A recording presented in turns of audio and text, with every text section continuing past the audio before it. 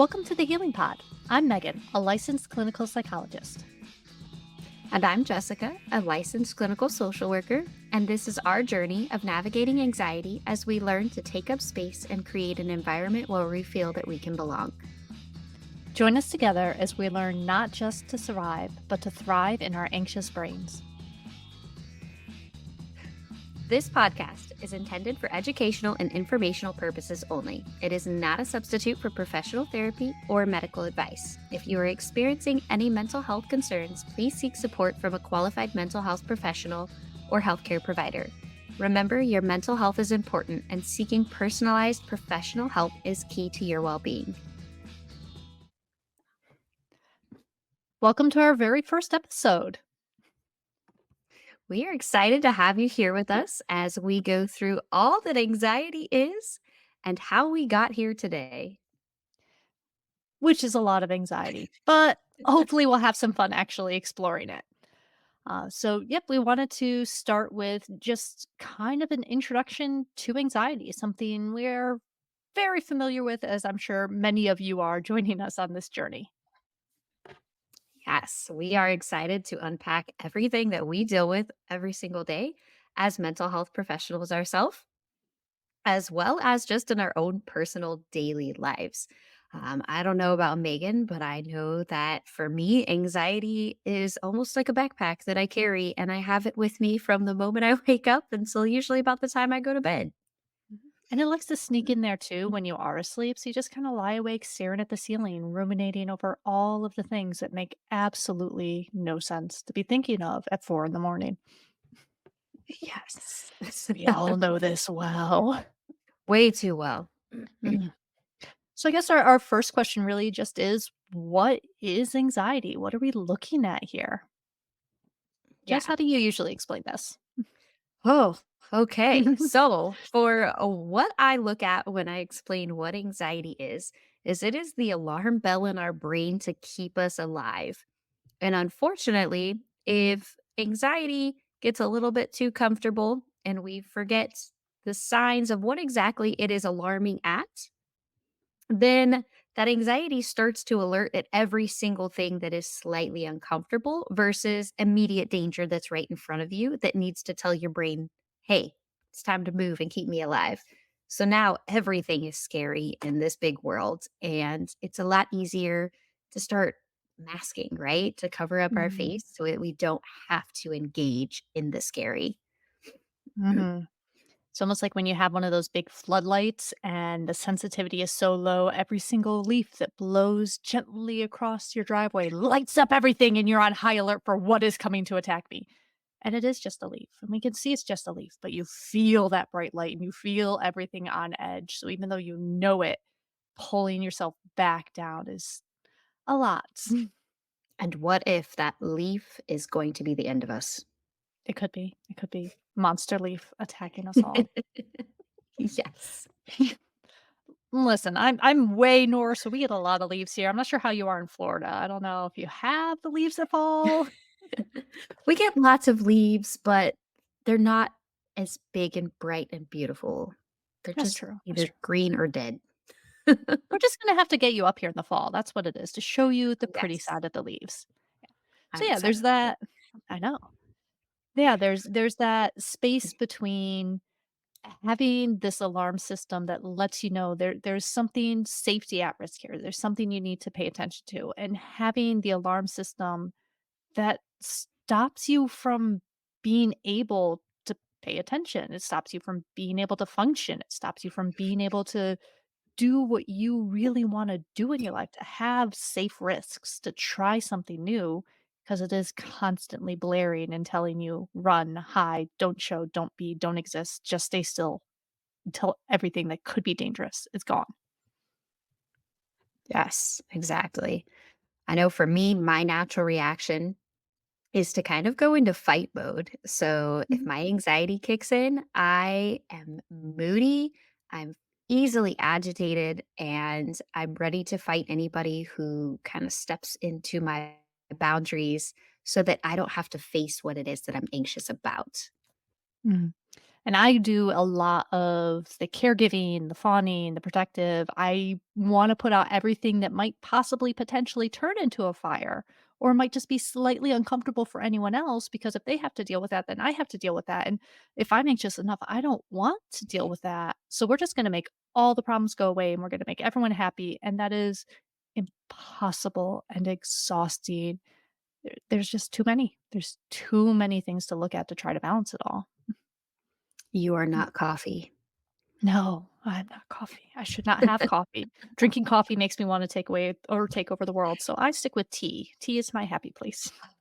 Perfect cup of coffee. You can't beat it, but also, just like coffee, you can't make everybody happy. That's true. That's very true. Yeah. So so we the 2 of us really have that very similar impact of anxiety while also having these different aspects that we go. And I think a lot of that, Jessica, for you is very much that mama bear coming out. You have your littles that if something looks like it might be a danger, you are going to protect them and nothing is going to stop you. Yes. And definitely that caregiving role kind of plays in there too, right? Because I get easily agitated, but it's also because why can't everybody just do what I'm telling them to do to keep everybody safe? If they just listened to you, the world would be so much easier to get along in and so much better, right? Exactly. Yeah, I don't want everyone to listen to me. Don't wanna hide in the corner. I like watching everyone. I don't wanna be listened to, and here I am working on a podcast with you and helping to run a group practice, and I don't know how that really happened in my life. Because we crossed paths and we're like, hey, we're both very quiet people who don't like to be the center of attention. Let's be the center of attention. Absolutely, because one of the best ways of dealing with anxiety is to put yourself in the scary situation and see that the leaf is not actually about to eat you. Yes. And also, kind of rolling into that, what is unmasking? Mhm. How does that play a role? What does unmasking mean for you, Megan? For me, masking for me has a lot to do with the sense of if I am there as fully me, it's too much. My emotions, just everything about me will just be too much. So I can be very present. I can be very much myself in about this much space. I'll let you see this much of me. And if I don't feel safe with you, I will let you see whatever of me that you think you are seeing, and I will agree with it. And it won't really be me, but it's close enough. And I'll just leave out the back door. That's fine. Yes. And I feel like that is why we kind of mesh so well because I am very similar. I have what my children call my therapist face, right? They know that I get very anxious in new situations with new people, especially a lot of people. Mhm. And they always say, "Oh, there's mom's therapist face. It is on." I can be the nicest person in the room, and I Mhm. can seem like I am very outgoing and social. And it is because I need to make that good first impression. Because what if you don't like me? And also, I need to kind of sit back a little bit because I want to see what kind of person you're looking for. Do I need to come in quiet and safe? Or is it okay to be who I am? And I don't ever know which one that is, right? Because I could be a very quiet little mouse and I can also be very quirky and funny and engaging. And it just depends on how safe the environment is for me, depending to choose which mask is going to be on my face that day. Mhm. And that is such a big piece of what we are doing for ourselves and for any of you that want to come and join us on this journey. Like the whole concept of the healing pod is creating a space that's safe enough for us not to have our masks on, for us to step into being ourselves and see the actual impact that that has on our lives, the people in our lives, our jobs, everything. Yes. Let's talk about expectations. Expectations of yourself that you feel that other people have put on you, right? Because I feel like they're always perceived expectations that other people have put on us. And I know for me, starting this podcast, kind of goes towards my theme of the year, which is unmasking and learning to just be me, to take up space, and to let go of all of the expectations that I hold on myself so that other people accept me. Yeah, and that's hard because if we go back to that, to the sense of I have to be what they expect. I have to be something that doesn't overwhelm. I have to be something that meets these needs. I have to be something that meshes perfectly with what they came into the room to have. If we are not that thing, there is a risk of rejection. And it is a true risk. If we go up to someone and we are not what they need at that moment, they can set a boundary and they can reject us. And that's important for them to be able to do. And if it's somebody that is very important in our lives or that we really want that connection with, that is terrifying. So, constantly with anxiety, you're constantly looking at what are the messages I'm getting from the surroundings? What are the warning signs? What's going on over here? What's going on over there? How do I know what they want and how to meet that? And by unmasking and trying to be ourselves, we're purposefully trying to step away from responding to all of those signs that we have spent many, many, many years developing our skills in reading. Many, many years. Yes. I'm curious as to what it's like for you Mhm. be a therapist with anxiety while also teaching other people that it's okay to be themselves and to be who they are. For me, it's there's an interesting twist to it because with my therapy, when I'm doing one-on-one therapy, I have my therapy dog in the room who currently is a 1 year, 3-month-old mini American Shepherd puppy. And he is my buddy, he's my baby, and he very much so feeds off of the energy in the room. He is great at teaching people to have boundaries because if you don't have boundaries, he will push for everything. And he feeds off of how amplified I am and how amplified the clients are.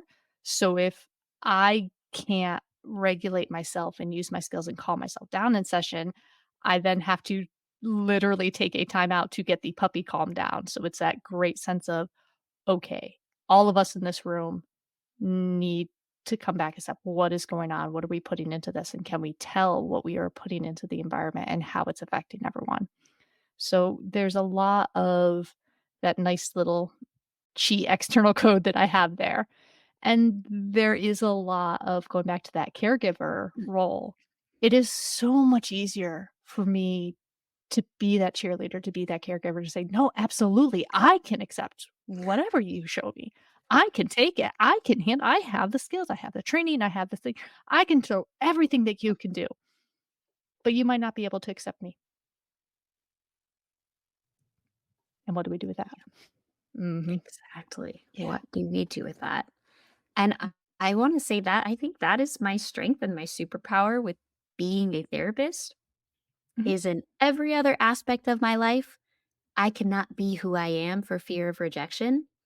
But it's like when I put on that hat, that therapist hat, right? I'm Mhm. going in as I'm that caregiver role. I love Mhm. helping other people.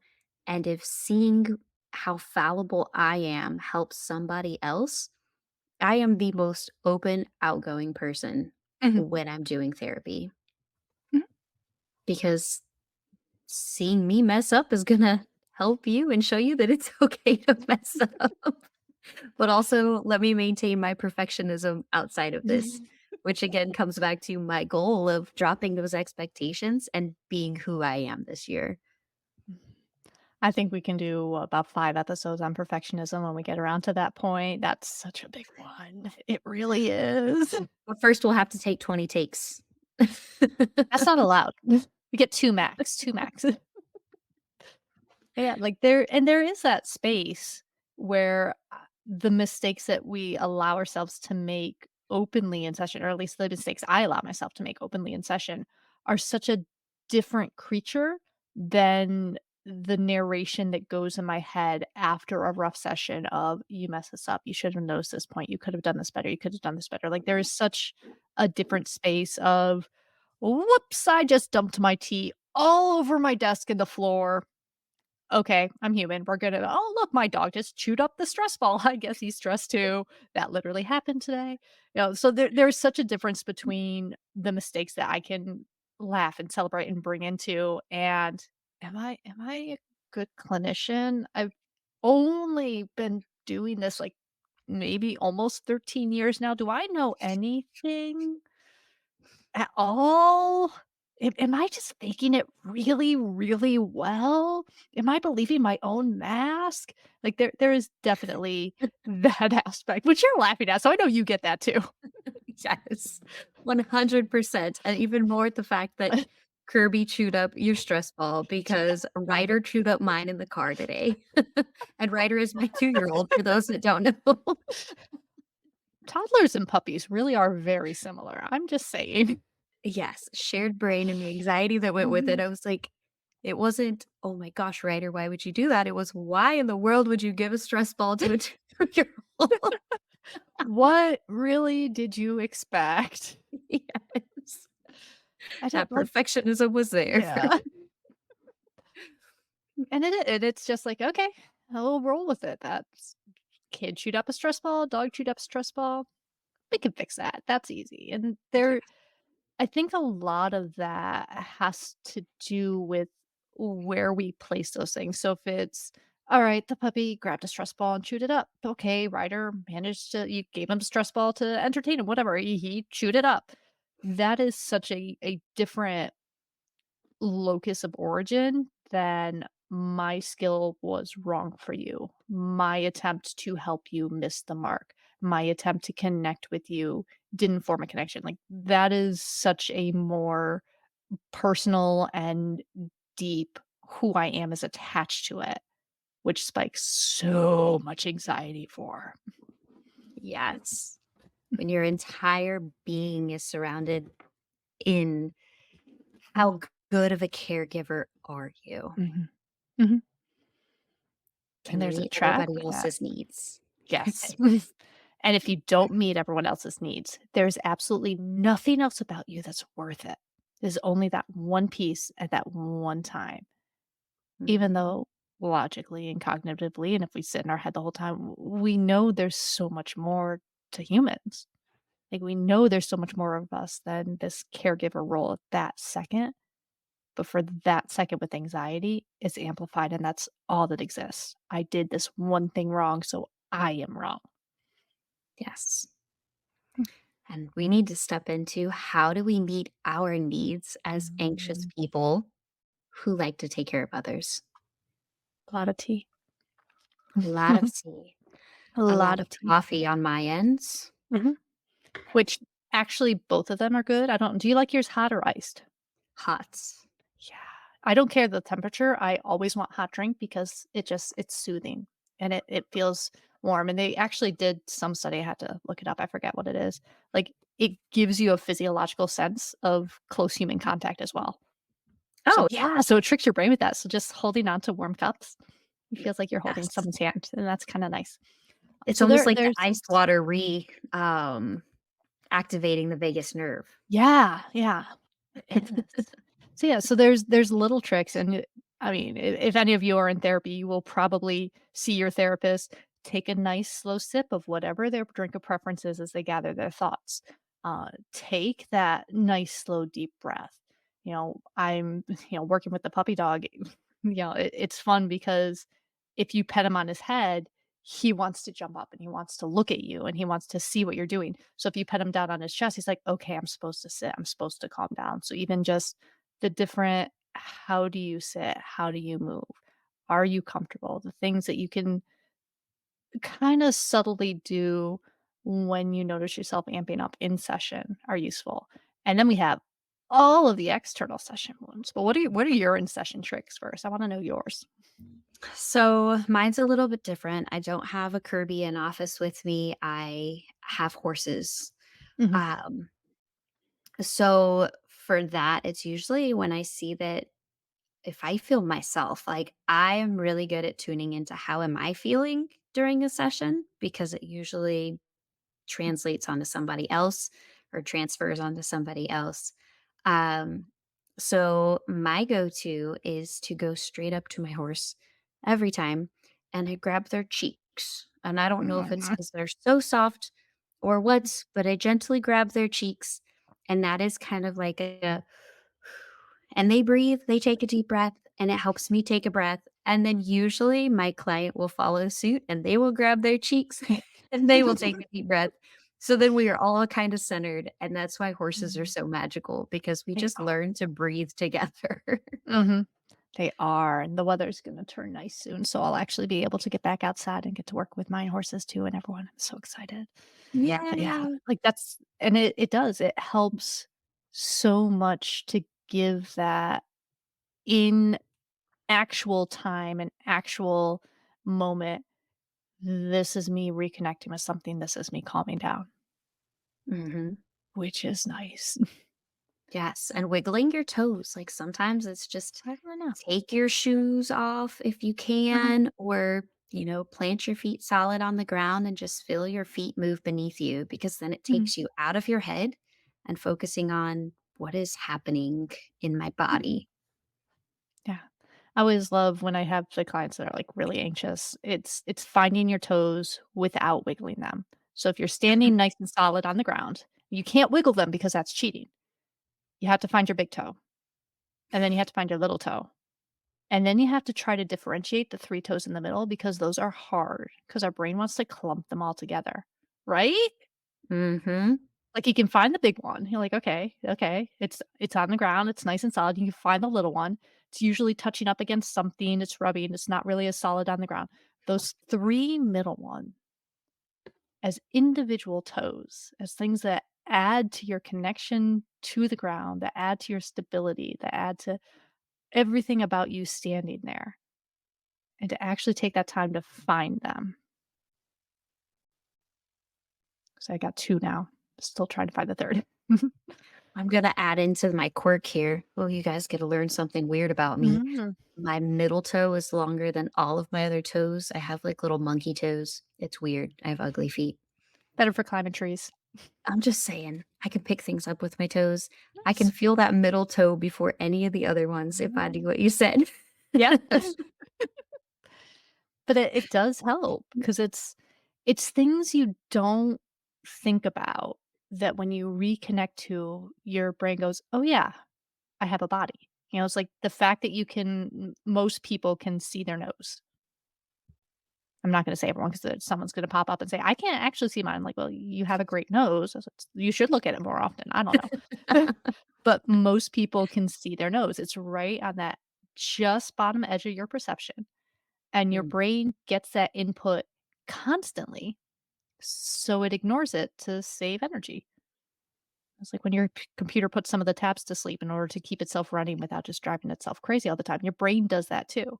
It gets this constant input, so it ignores it. And when you refocus on that and you think about it, your brain has to reassess, oh, yeah, body. This is a part. This is something I should pay attention to. This is you. mhm. And now we're all thinking about our noses at the bottom of our faces and just Now I seeing can them see below our mine. eyes. Yeah. It's there. It's there, it didn't leave. Yeah, Oh and my that's goodness.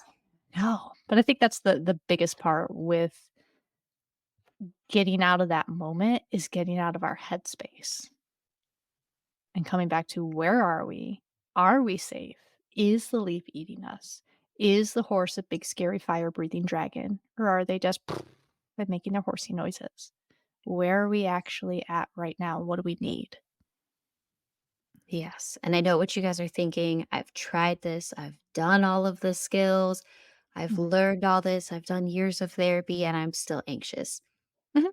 Learning to get out of your head is very much a learned skill that Mhm. is not actively taught in therapy on a regular basis like it should be. Mm. It's it's one of those ones that, these things that we just threw out here that we'll play with and they'll be in and out and up and down in all the episodes. Like, this is not hard. Thinking about your toes is not hard, but how often do you do it?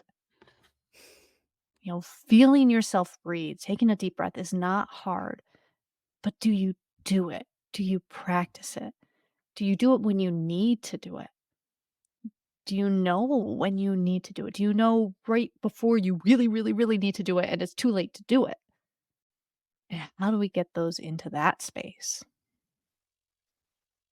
Yes. And learning the warning signs in your body of I'm starting to feel anxious and this is a good time for me to get out of my head and feel my body. Mhm. So learning that, responding to that instead of waiting until the alarm bells are going off and the bright lights are flashing, instead of waiting until we think we're in danger. That's important. That's that's where the hard work is. That's where like applying this stuff in between therapy sessions is so much of that type of thing. It's so much of, okay, I know how to breathe. Great. When are you breathing? Are you taking 5 minutes before you jump out of bed or before you tell yourself you have to fall asleep in bed? Are you taking 2 seconds before you leave your car to go into work? For us, are we taking a minute before we go and get our next client? You know, can we build these seconds in there? Can we build this practice in there? And what happens if we do? Yeah. How do you start to grow and thrive Mhm, with this anxiety and make it your superpower? Okay, I'm feeling anxious. mhm, Something could happen right mhm, now. mhm, And also, the scariest things usually have the best outcome. mhm. I've never been skydiving. Sounds like a terrifying time, but I hear everybody who does it absolutely loves it, except for those who don't make it. But that's the 1%, right? We don't have their opinion. We actually don't know if they loved it or not. That's a horrible thing for me to say, but no. I did go once. I had a 3-day migraine after it, and it was still worth it. You went skydiving? Yeah, in case you Okay, didn't I need to pick know up on how it. your anxiety handled that. Somebody would have to drag me out of the plane. They literally do that. That's how it works. They literally strap you to another person and jump you out of the plane. And I feel like Casey I would get learned so many violent. new swear words. If there is GoPro footage of this, we all need to see it. It will be posted on I our will I page. I don't remember if I don't think we did, but I will find something of it because it was amazing. I loved the floaty, the spinning made me sick, and the jumbly plane made me sick, and the jumping out of it, I would not have been able to physically move at all, but I had no choice in the matter because I was already strapped to someone that happened to be jumping out of the plane. Yeah, I think I just fell in love with you even more. I don't know how you did that, but that's amazing. Oh, it was so cool. We'll have to do it again sometime. This Yes. may be one of those overcome my fears, right? Lean into that anxiety and It might practice be. what you preach. It might be. It'll be like life goal, episode 100 just jumps out of a plane. Yes. Oh my. We got a long time till we get there. This is 1. This is episode 1. Someday, maybe our podcast Mhm. episode will be jumping out of a plane together. So if Will you we have make any it or other will we not? suggestions oh, we'll make it, we'll make it. We are both that determined. We'll be fine. Oh my I love goodness. it. So now that you know where our podcast is heading and where we are starting from, anything else you wanna add into this, Jess? Come into this with an open mind. We're a little bit weird. We have a whole lot of stories, but I like to think we're pretty funny. We make each other laugh. I make Yes. myself laugh. I think that counts. Mm. And we aren't only teaching from a book and what we learned in school. We are teaching from a real life, lived every single day experience. Mhm. And I feel like that holds so much value because with us, you are seen. And Yes. we are happy that you're here and trying to learn your growing edges and overcome so that you can unmask yourself. Yes, definitely. And I'm excited to start this. I'm excited to have you all here. I'm excited to see where we go with this. Just what else we find and what fun we get into playing with all of this. Yes, me too. Have to have fun. You have to. All right. So I think Absolutely. we will call that it for our first episode. Thank you all so much for coming out here.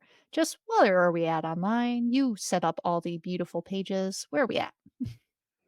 Where can you find us? Oh, we are on Facebook. We are on Instagram. We're on TikTok. I made us a TikTok. Ooh. Ooh. And we have a website, which is peasinthehealingpod.com, where it is linked to all of the areas where we are. Awesome. So join us, drop us a line if you want to see us jump out of a plane for a 100th episode, or if you have any slightly easier steps before we get to that point again. We want to welcome you into this space. We want you to be a part of this community with us because that is what is going to help us grow and help us be something that you enjoy being a part of as well. We want to do this both because we wanted an excuse to talk together all the time and because we want something that we can share with you. So please feel free, send us comments, join wherever you can find us online that you are comfortable with. Find us there. We will be there. Okay. Episode 1 achieved. Yes, we will be back probably about a couple of weeks. I'm not sure. For the first few episodes, we'll just be here and then it'll be every couple of weeks. We will be around. We exist and we are going to keep existing. Okay. We are going to wing it and keep showing up. Definitely. Hopefully, you will too. Talk to y'all soon.